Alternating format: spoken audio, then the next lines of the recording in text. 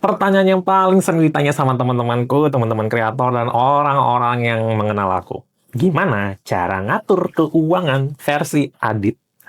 Yes, banyak banget yang nanyain gimana ya seorang Adit yang sebagai content creator, freelancer, edukator, dan juga kerja kantoran bisa ngatur keuangannya. Banyak banget yang, wah penasaran nih gimana caranya kok Adit bisa mengelola dengan baik gitu. Ya aku bersyukur banget orang-orang bilang pengelolaan keuangannya itu baik. Ya walaupun aku sadar bahwa banyak yang lebih baik dari aku gitu. Tapi aku juga terus belajar dan terus belajar untuk improve ya, baik itu dari ilmu keuangan maupun juga cara aku mendapatkan penghasilan ataupun juga gimana mengelola dengan baik.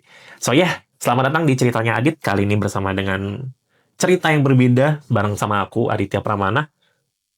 Sehat-sehat selalu, semoga enjoy dengan sesi kali ini.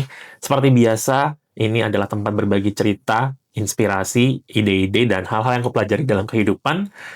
Kemudian diceritakan apa adanya tanpa skrip, ya berdasarkan dari hati, pikiran, dan juga apa yang aku pelajari dalam kehidupan, editan simpel, dan semoga kalian enjoy dengan cerita kali ini. Yang ngebahas soal mengatur keuangan versi Adit. Apa aja sih yang aku lakukan langsung aja ya. Jadi harus tahu dulu nih tiga dasar ini. Kalau aku pasti akan tanya ke orang-orang dengan tiga poin ini dulu. Yang pertama, dapat penghasilan dari mana aja sih? Nah, dapat penghasilannya, misalnya nih, aku pakai contoh ya, kerja kantoran, terus konten, terus freelance. Ya, berapa jumlah nominalnya? Kalau misalnya nih, kerja kantor kan pasti udah fix ya nilai nominalnya ya. Kalau kerja freelance dan juga konten kan pasti tentatif gitu, nggak menentu jumlahnya. Tapi rata-ratain aja, berapa sih yang didapat?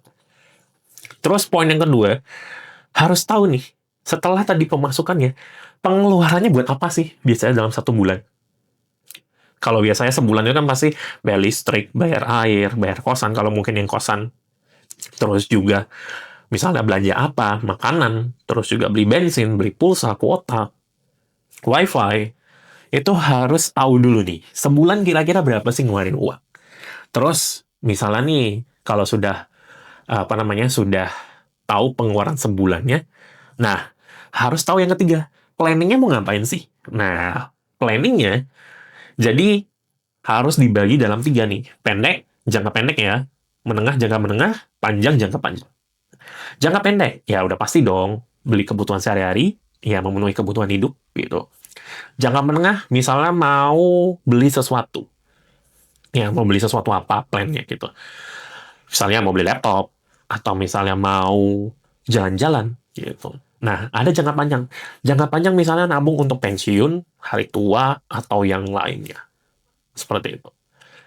Jadi, harus tahu nih, tiga poin tadi itu, sebelum melangkah ke step-step yang aku lakukan untuk mengatur keuanganku. So, I'll go first. Pertama, yang paling sering, yang paling aku sarankan ke teman-temanku atau orang-orang yang nanya ke aku soal mengatur keuangan adalah membagi rekening terpisah. Ya, kalau bisa jangan disatuin. Memang sih mungkin ada beberapa yang praktis pakai satu rekening dan udah bisa bagi dengan baik. Aku sangat bersyukur kalau ada yang seperti itu. Tapi kadang suka loss, suka kalap. Nah, aku menghindari hal tersebut karena aku sadar aku orangnya juga lumayan boros. Jadi aku bagi ke tiga rekening atau lebih kalau kalian bisa. Tapi tiga rekening itu udah cukup buat aku. Pertama, aku pasti bilang bahwa ini rekening fix. Rekening fix yang dari kantor, gaji, dan lain-lain harus ini. Biasanya kalau dari kantor kan punya rekening khusus. Nah, ini pakai aja. Terus yang kedua, uang yang dari content creation atau dari freelance, itu ada rekening khususnya juga. Kalau misalnya mau nabung untuk jangka pendek atau menengah pun juga bisa di sini. Terus yang terakhir, yaitu rekening untuk belanja sehari-hari. Nah, untuk belanja sehari-hari, aku taruh di sini khusus juga, gitu. Dan kalian bisa pilih rekeningnya bebas dari provider mana, dari manapun juga bisa. Senyamannya kalian. Gitu. Dan, ya, tadi kan sudah untuk rekening, apa namanya, untuk pembagiannya tiga ya. Nah, bisa ditambah lagi nih untuk rekening investasi. Nah, jadi tiga yang default dulu, satu untuk tambahannya. Nah, kalau misalnya investasi mau dipilih dari salah satu tiga rekening tadi juga bisa.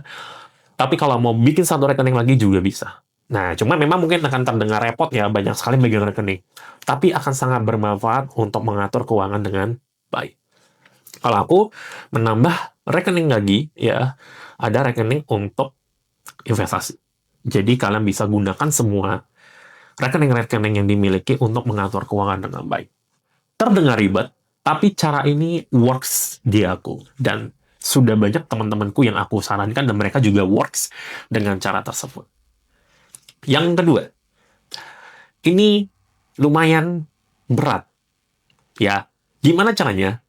Ngerem, ya, ngerem untuk melakukan pembelian atau mengeluarkan uang, ya, supaya kalian bisa ngatur keuangan dengan baik. Terdengar klise, terdengar mungkin pro dan kontra nantinya ya, tapi aku harus kasih notes. Mengatur keuangan itu berbeda dengan pelit. Jadi kalau kalian mau spending silakan, tapi atur ya, ingat batasan. Karena kadang kita perlu self reward.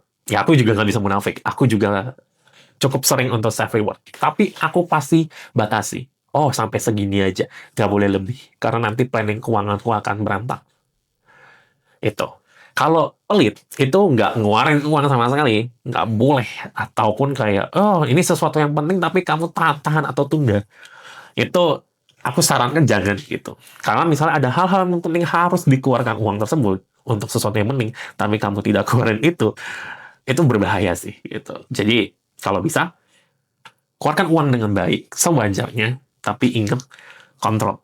Karena manusia dengan uang, ya, mengatur emosi keuangan itu, jujur buat aku ya, susah-susah gampang, ya gampang-gampang susah juga, gitu. Karena pasti akan ada siklus-siklusnya di mana. Wah, misalnya nih ada tiket konser, ada band yang atau apa ya, atau grup yang udah lama nih nggak konser pengen nonton idola gitu. Wah, ayo spend. Nah, kadang juga bisa seperti itu. Jadi ya harus mengelola keuangan dengan baik. Ingat juga RIM, ya biar nggak bablas. Jadi itu. Terus selanjutnya apa lagi sih yang Adit lakukan? Nah, yang aku lakukan juga adalah aku selain tadi udah mengatur ke rekening-rekening yang berbeda dan juga bagaimana mengatur perilaku atau apa ya untuk kegiatan konsumtifku, aku juga harus afirmasi. Maksudnya afirmasi di sini adalah aku pasti kan punya planning nih. Planning jangka pendek, jangka menengah, jangka panjang. Nah, aku tuliskan nih. Aku tuliskan semua, dan aku bilang, oh semoga ada jalannya untuk wishlist ini. Semoga ada jalannya untuk mengumpulkan uang ini. Gitu. Tapi, aku tidak ambis. Ya, ingat ya, afirmasinya ini bukan yang ambis banget kayak, oh aku harus dapetin ini, harus menghalalkan segala cara. Enggak. Tapi aku positif karena ini juga melibatkan emosi manusia juga ya. Kayak aku nggak tahu ya, kayak ini koreksi aja kalau salah. Aku merasa bahwa manusia dengan uang ya ada keterikatan emosionalnya pasti gitu. Kayak kalau punya uang banyak kayak wah gitu. Kalau punya uang dikit juga pasti ada aduh gimana ya gitu. Jadi kayak aku mencoba untuk mengatur relasi dan emosiku dengan uang dengan cara tadi. Ya aku mengeluarkan uang tapi dengan wajar, terus juga afirmasi semoga ini dilancarkan gitu kan. Tapi pasti ya kita sewaktu-waktu gitu ya, sewaktu-waktu ada something yang di luar kendali kita. Nah, ini poin selanjutnya yang penting adalah harus punya dana darurat. Ya, dana darurat. Kalau dari versiku, kalau ini aku bagi dua versi ya. Kalau yang udah nikah, ya, kalau yang udah nikah, kalau bisa itu 12 kali, ya, 12 kali dari jumlah pengeluaran setiap bulan. Karena kan kalau udah berkeluarga kan pasti udah ada istri, udah ada anak kan gitu. Jadi ya harus ada uang lebih gitu untuk saving. Tapi kalau untuk diri sendiri, kalau aku ya versi aku, itu at least 6 kali jumlah pengeluaran deh. Jadi misalnya pengeluaran kalian setiap bulan itu 500.000. Nah, dana daruratnya minimal 3 juta gitu. Atau mau lebih juga boleh gitu. Karena kita nggak akan pernah tahu nih kejadian apa yang terjadi di hidup kita. Nah, kalau dana darurat, itu terserah. Kalau kalian mau taruh di, apa namanya, di rekening boleh, atau di bentuk yang lain juga boleh. Tapi pastikan gampang diakses. Kalau misalnya sewaktu-waktu terjadi something dan harus mengeluarkan dana darurat. Ini yang harus aku mention ya, karena dana darurat itu penting banget gitu. Aku juga dulunya nggak terlalu peduli dengan dana darurat, sampai akhirnya ada satu momen yang dimana laptopku rusak, dan aku harus beli laptop saat itu juga, karena aku mau ujian.